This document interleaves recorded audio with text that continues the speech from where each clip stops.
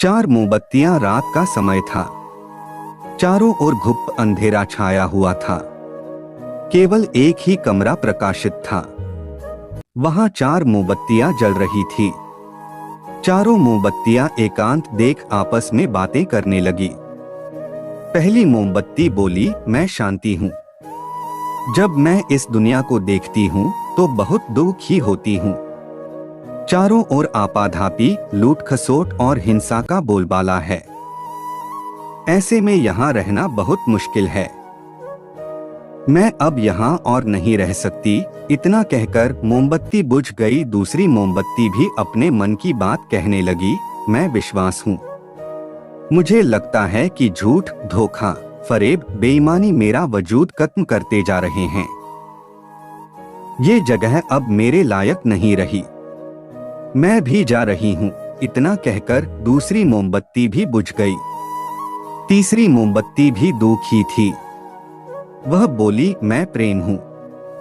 मैं हर किसी के लिए हर पल जल सकती हूँ।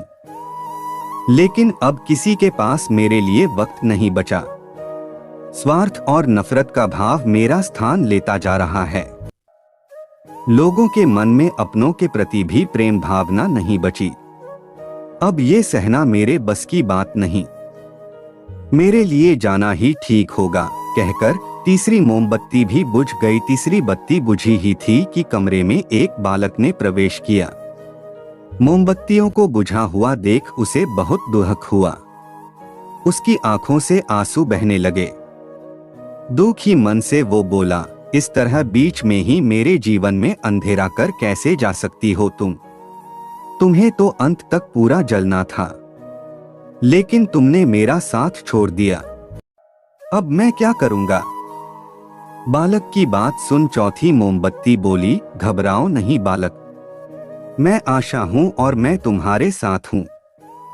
जब तक मैं जल रही हूं, तुम मेरी लौ से दूसरी मोमबत्तियों को जला सकते हो। चौथी मोमबत्ती की बात सुनकर बालक का ढाढ़स बंध गया।